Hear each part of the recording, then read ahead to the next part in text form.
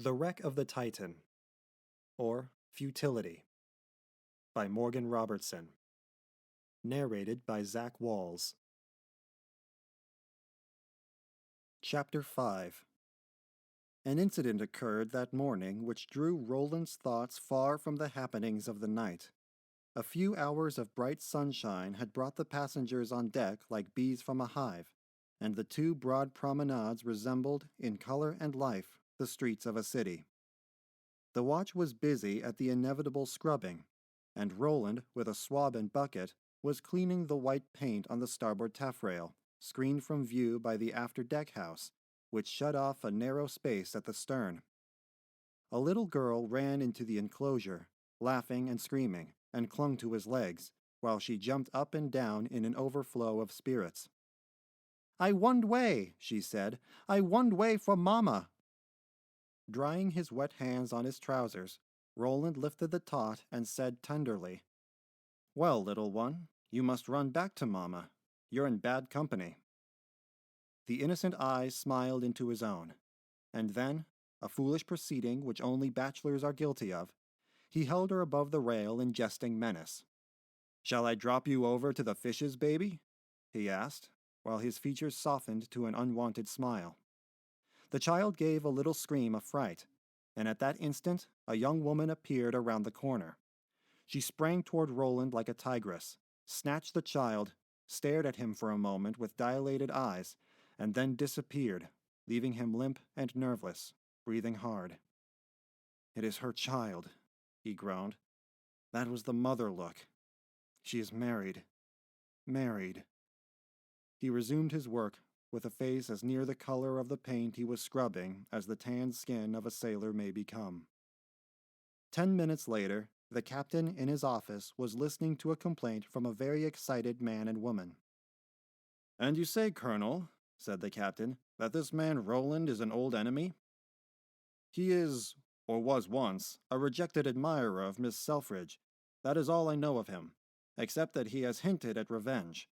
My wife is certain of what she saw, and I think the man should be confined."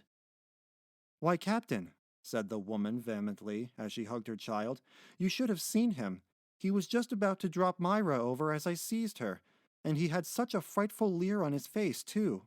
Oh, it was hideous. I shall not sleep another wink in this ship, I know." "I beg you will give yourself no uneasiness, madam," said the captain gravely. "I have already learned something of his antecedents, that he is a disgraced and broken-down naval officer. But, as he has sailed 3 voyages with us, I had credited his willingness to work before the mast to his craving for liquor, which he could not satisfy without money. However, as you think, he may be following you. Was he able to learn of your movements, that you were to take passage in this ship?" "Why not?" exclaimed the husband. "He must know some of Mrs. Selfridge's friends." "Yes, yes," she said eagerly.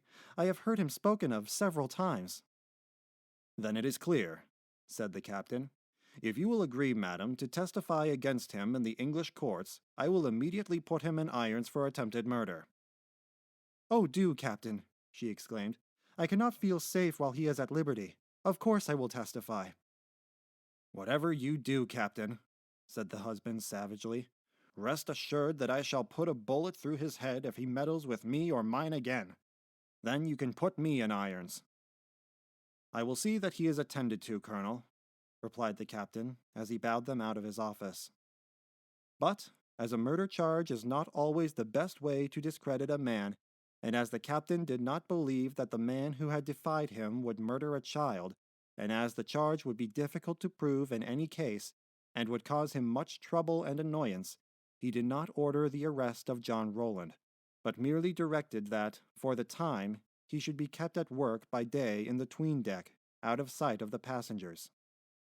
Rowland, surprised at his sudden transfer from the disagreeable scrubbing to a soldier's job of painting life buoys in the warm 'tween-deck, was shrewd enough to know that he was being closely watched by the boatswain that morning, but not shrewd enough to affect any symptoms of intoxication or drugging, which might have satisfied his anxious superiors and brought him more whiskey.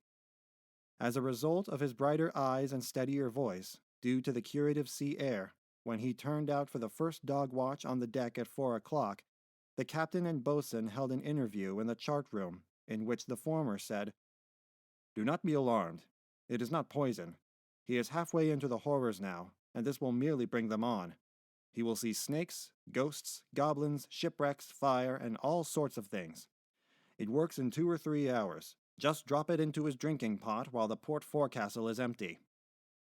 There was a fight in the port forecastle, to which Rowland belonged, at supper time, which need not be described beyond the mention of the fact that Rowland, who was not a participant, had his pot of tea dashed from his hand before he had taken 3 swallows. He procured a fresh supply and finished his supper. Then, taking no part in his watchmate's open discussion of the fight and guarded discussion of collisions, rolled into his bunk and smoked until 8 bells, when he turned out with the rest. End of Chapter 5.